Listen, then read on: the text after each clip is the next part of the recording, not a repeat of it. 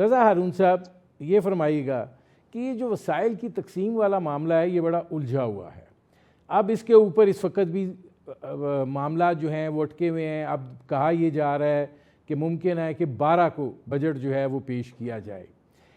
تو اس پہ پھر ریوزٹ کرنے میں کیا اعتراض ہے؟ مسئلہ یہ ہے ندیم بھائی کہ پہلے تو جب بھی کوئی مسئلہ ہوتا ہے نا، پرابلم ہوتا ہے، تو اس مسئلے کو آئیڈینٹیفائی کرنا چاہیے. ہم حل کی طرف پہلے چلے جاتے ہیں. اگر تو مسئلہ NFC ایوارڈ میں تقسیم کا ہے تو وہ ایک الگ بات ہے، لیکن میں سمجھتا ہوں کہ مسئلہ بیڈ گورننس کا ہے. مسئلہ جو ہے نیتوں کا، انٹینٹ کا ہے، مسنگ انٹینٹ کا ہے. مسئلہ ہمارے ایڈمنسٹریشن بیوروکریسی کا ہے.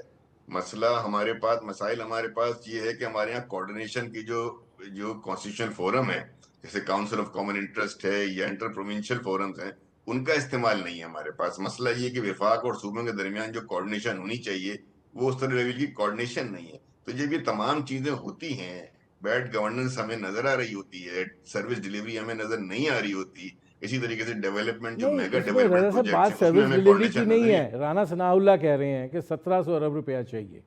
نہیں تو سر، وہ اگر وہ رانا ثناء اللہ نہیں صاحب کو دیتے چھوڑیں تو یار. پھر بجٹ جو ہے مشکل ہو جائے گا.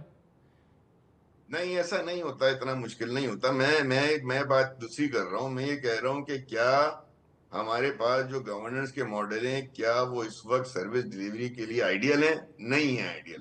پھر اس کے بعد یہ مسئلہ ہے کہ جناب NFC جو ہے اس کا ایک فورم ہے، اس کے لیے ایک فورم کے اوپر گفتگو اس وقت جاری ہے، اس کے اجلاس ہو رہے ہیں.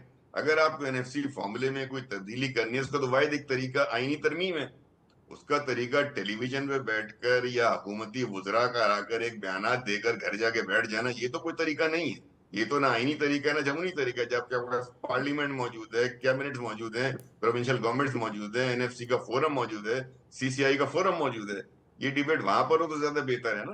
اسی طریقے سے کیا آپ نے وہ سارے آپشنز استعمال کر کے دیکھ لیے کہ جو ریونیو جنریٹ کرتے ہیں؟ کیا آپ نے اپنے ٹیکس کے نظام کو بہتر کیا ہے؟ کیا آپ نے ٹیکس کے نیٹ کو بڑھایا ہے؟ کیا آپ نے ان سیگمنٹس کو جو ہمارے معاشرے کے سیگمنٹ ہیں، جیسے تاجر برادری ہے، ہمارے پروفیشنلز ہیں، ہمارے دیگر ایگریکلچر انکم ٹیکس ہے، کیا وہاں پہ آپ نے کوئی کامیابی حاصل کی ہے جہاں پہ ریونیو جنریٹ ہو؟ آپ وہ میجر اسٹیپس لیتے نہیں، آپ وہ بیسک اسٹیپس لیتے نہیں، اور اس کے بعد اپنی ناکامیوں کو چھپانے کے لیے آپ سیلریڈ کلاس کے اوپر ٹیکس بڑھا دیتے ہیں. تو یہ تو فارمولے ہی عجیب ہے نا. یہ تو فارمولے از خود انٹینٹ کو اور بیڈ گورننس کو شو کرتے ہیں. تو آپ اپنی اگر بنیاد ٹھیک نہیں کریں گے، اپنے سٹرکچر کو ٹھیک نہیں کریں گے، اپنے گورننس کے ماڈل کو ٹھیک نہیں کریں گے، تو پھر آپ لاکھ ریفارمز کرتے رہیں، لاکھ آپ ریوزٹ کرتے رہیں، نتیجہ پھر وہی نکلے گا.